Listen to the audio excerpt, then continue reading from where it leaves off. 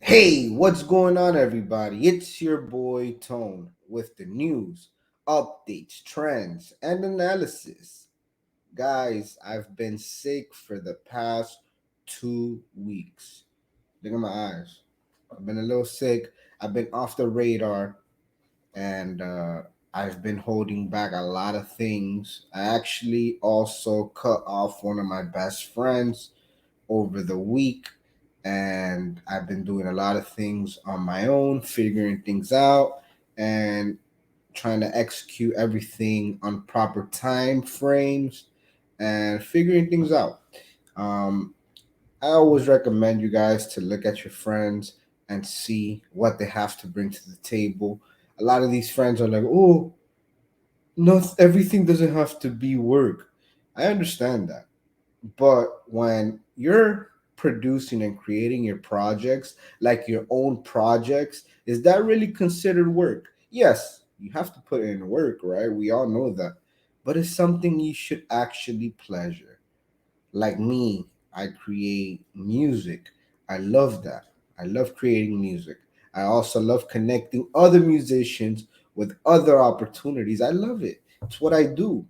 Yeah, it's considered work, but at the same time, it's something I appreciate, and I don't really consider a labor or something that I don't want to do. If you get what I'm saying. And I actually had to cut off a friend this week, one of my best friends, because he literally just doesn't want to work. He doesn't want to put in the work.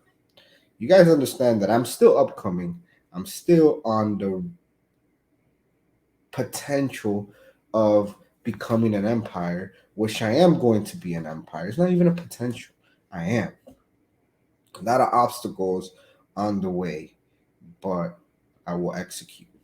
Let's get on topic today because a lot of things are happening and a lot of upcoming things are happening, and I want you guys to be aware of it. Let's talk about FTX first. FTX is trying to get off criminal charges. He is pleading and saying that everything falls down to the winter crypto time when everything tanked, everything was bearish, and everything went down. We went down to like 15,000 in Bitcoin. He is blaming it on that and saying that if it wasn't for those times, none of this will be occurring. And he wasn't fraudulent. He was just going with the flow like crypto. I'm sorry, guys, about my eyes. I don't know what's going on. Hope it's not pink eye. I doubt it's pink eye, but it's been hurting since yesterday. And I don't know if you guys see it, but it's kind of tearing up. But yeah, let's see this article. I found this great article on the Wall Street Journal, and is talking about how FTX potentially missed a lucrative opportunity. So I don't know what's going on. FTX missed a potentially lucrative opportunity. A decision to offload warrants to buy an obscure cryptocurrency token as part of the exchange's bankruptcy proceedings may have been costly. Look at Sam Bankman. He actually looks like what's this movie called, man? Man, okay, I know. Let's see. There's this movie. I'll get back to it. Too quick to sell. Working through the bankruptcy of FTX, Sam Bankman Fried collapsed. Crypto exchange is proving more complicated all the time.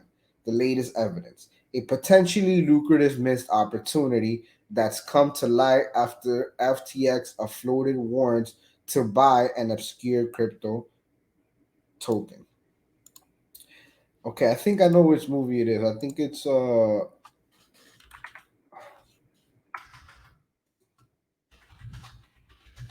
uh, uh scary movie. I think it was scary movie, guys. Goofy. Goofy. Let's just look at the images, bro.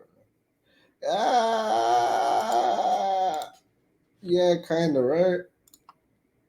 If you put Sam Bankman face here, it'll be great.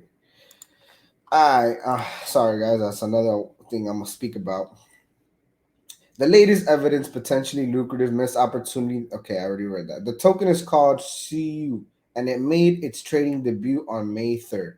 FTX, which is now being run by John Ray III, the restructuring expert who is recouped billions for creditors victimized by the mega bankruptcies of Enron, Fruit of the Loom, and Nordo Networks, sold issue warrants shortly before the token began trading. Had FTX exercised the warrants, it would own as of this morning an asset worth more than 1 billion even after a 75% drop since the start of trading last week.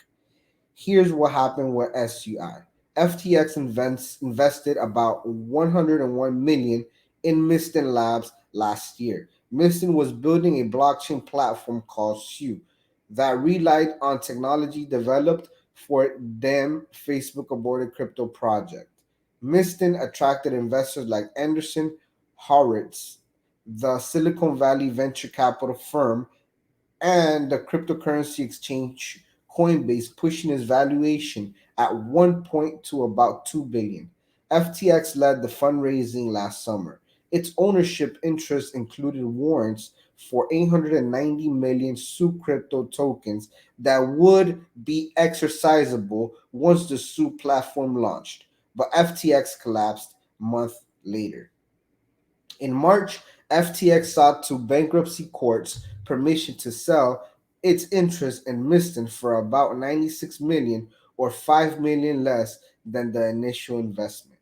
In April, the deal closed on May 3rd. SU tokens began trading with prices quickly spiking. This morning, SU was trading at 1.13.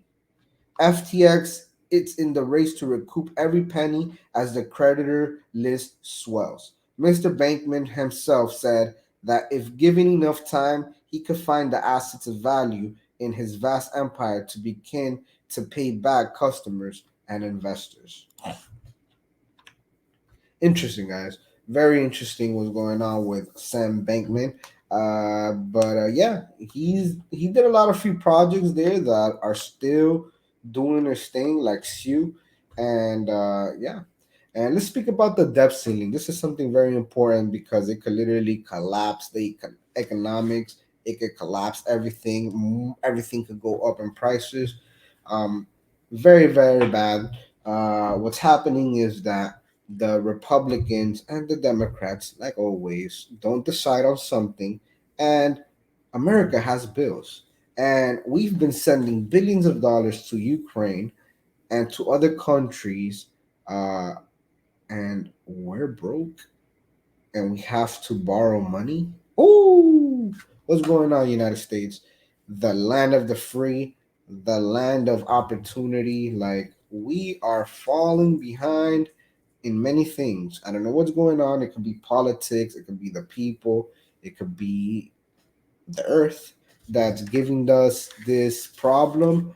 But we need to fix it and we need to fix it now, like ASAP. All right, let's talk about. I found an article on the Wall Street Journal about the debt ceiling. When is the debt ceiling deadline? And what happens if the limit isn't raised? The federal government could run out of money to pay its bills soon, putting Congress on the clock to again raise or suspend the federal borrowing limit. The Treasury Department said in January that the US was bumping up against the current 31.4 trillion borrowing limit, prompting it to begin implementing so-called extraordinary measures that the government cash flow through the spring. Ah, these people, man. You see what I mean, man? You see what I mean, guys? Like, I'm trying to why are they charging? Why are they charging? Like, does that make any sense? It shouldn't be charging. Congress and the White House barrel toward June. No, this is not a good one. This is a long time ago. See, these guys never charge. President Joe Biden on Wednesday blasted Republican demanded spending cuts as devastating, making his case in a campaign style speech to voters as lawmakers met in Washington on raising the government borrowing limit to avoid a potentially catastrophic U.S. default. The president is showing an increased willingness to discuss possible budget restraints, yet he insisted and knew that any talks on that should occur without the risk of the federal government being able to pay its bills. As he spoke, negotiators from the White House and Congress met for 2 hours privately at the Capitol to discuss a path forward. America is the strongest economy in the world, but we should be cutting spending and lowering the deficit without a needless crisis, Biden said Wednesday. His words were a challenge to House Speaker Kevin McCarthy, who met Tuesday with Biden at the White House, declaring afterward that sharp spending cuts were required for the House Republicans to increase the debt limit and stave off the risk of default. Biden laid into a GOP proposal on Wednesday in Valhalla, New York, saying spending cuts recently passed by the Republican House could hurt schools and country's sacred obligations to military veterans.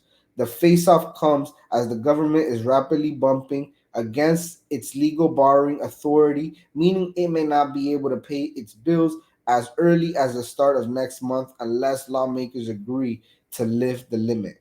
Negotiations between the White House and Congress are expected to resume Thursday. Wednesday events marked a preview of what the coming 18 months will look for Biden as he performs his presidential duties while also trying to campaign in 2024 election. He went to a region represented by first-term Republican Rep. Mike Lawler, who District Biden won in 2020. Yet the president was gracious in the congressman, saying that Lawler is the kind of Republican I was used to dealing with. Biden used a trip to trumpet recent economic progress, pointing that 12.7 million jobs were creating during his term and a fresh focus on domestic manufacturing, while warning that an unprecedented debt default will threaten millions of jobs and raise the prospect of a recession. Yet GOP lawmakers blame his coronavirus relief spending for the high inflation that has many voters already worrying about the U.S. economy. Back in Washington, senior White House official and congressional aides were starting to discuss a path to avert a painful debt default that could come as soon as June 1st. Negotiators are racing to strike a budget deal that could unlock a vote on a separate debt ceiling legislation. Biden and Capitol Hill leaders are to meet again on Friday. Wow. Okay, so guys, I'm gonna be honest with you. Like, I don't want to get too much into politics. They both have their wrongs and their rights, but as a leader, me as a leader to a city, to many people, and I influence many people. I'm not saying I influence you guys, but I do want to give you guys the best advice, and I hopefully I influence you guys to do research. I influence you guys to take opportunities and do your own research because I'm not a financial advisor. But Biden as a leader is not doing good. He's not looking good.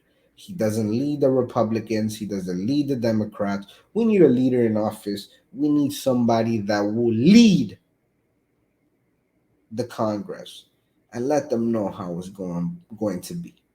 Right now, we don't have a leader. And I'm not saying anything bad about Biden, but another 4 years with Biden is not looking too good. I do want the best for our country. Whatever president is chosen, I will ride with, but we do need somebody that will lead our country for better, and also our country flourishing would flourish other country and will give opportunities to other countries instead of giving opportunities to other countries and lacking opportunities here. Okay.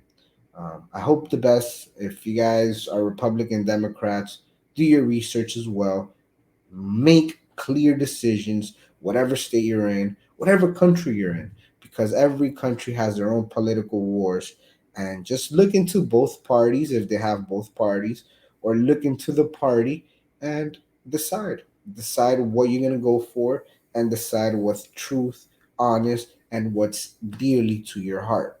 Because we all have our own war and we all have our own battles. But I do say that us as humans could become whatever we want to become.